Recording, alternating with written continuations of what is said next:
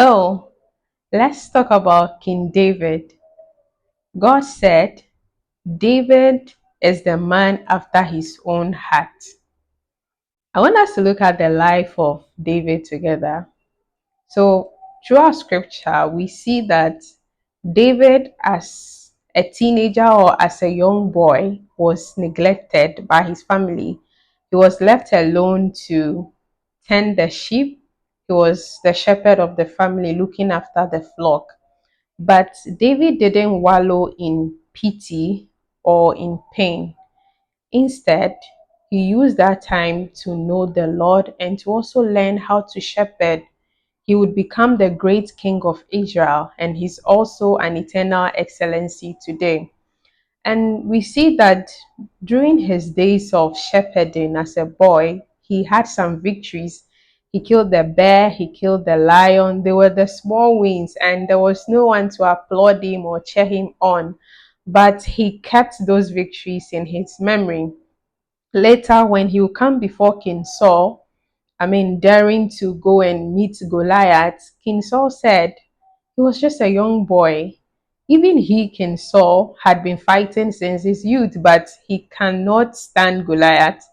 Neither can the Israeli soldiers at the time. But David told King Saul that he has fought with a bear and a lion. Those were his victories and he overcame them. So it's like bringing that to memory and saying that to King Saul made King Saul to have some faith or believe in him and gave him the chance to go and face Goliath. And we know the story. David won. But even prior to the victory, we could see that when the prophet Samuel went to the house of Jesse to anoint the new king, Samuel thought it was the firstborn son, but God said no. Man indeed looks at the outward appearance, but God looks at the heart. The point here is that Prophet Samuel did not anoint anybody at home because why are you home? They were not busy. He anointed David. David was out there in the fields. He was busy tending the sheep and the flock. He had something doing before he was anointed. That's a great lesson for us. Now, fast forward, we see that after David won the battle for Israel, Saul gave him his daughter Micaiah to marry, and he was living in the palace. But then the day came when the women began singing praises. They said Saul killed thousands, David killed tens of thousands, and that stirred jealousy and envy, and in a way, bitterness in the heart of King Saul. And he was determined, like so determined to kill David. David had to run for his life. You could see that there were times that he had to act as if he was mad. He had to eat hallowed bread and all of those things. So he got to the cave of Adullam. And even at the cave of Adullam, this was a man who was running for his life. But then when we see all kinds of men coming to him, broken, some were in debt, and all of that, he worked on them, he trained them, he raised them to become the mighty men of David. They became mighty men of valor.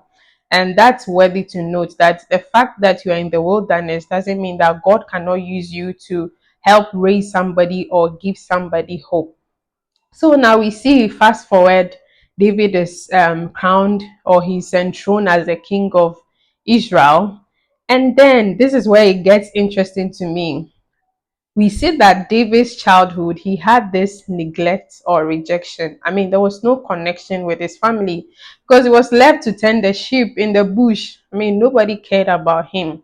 Now, David is the king of Israel. He has many wives and he has kids.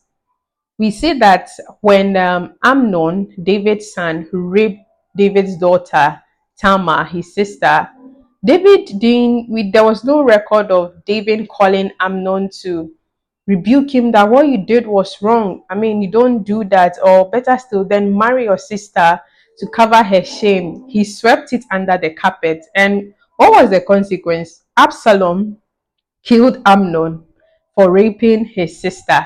And even when that happened, we didn't see David. Absalom fled anyway, but David was the king. He was mighty. And Absalom was his son. He could still find a way to, talk to his son, but he swept it under the carpet.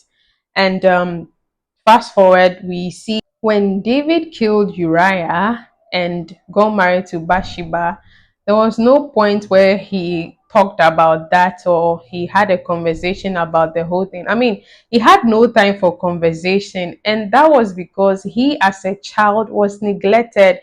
So he was just sweeping things under the carpet. He wasn't talking about things. But I believe that talking about things has a way of, calming down consequences or reducing the effect of consequences of what will happen next, because it's one thing that triggers another and lead to another.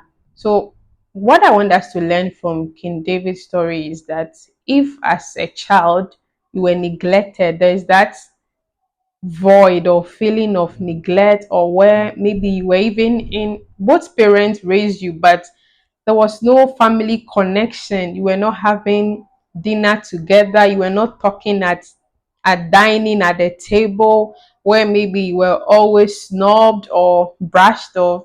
There's that void that in adulthood it just surfaces. Either one, you become, because pain bets pain, you either become that parent that neglects their children, or you are that adult that is not interested in conversation, like you just want to sweep things under the carpet, and that's not the best. I believe that we should talk about things and seek therapy when necessary. I believe you learned a thing or two from the story of King David, but always learn to talk about things. Don't sweep them under the carpet. Thank you for listening, and God bless you.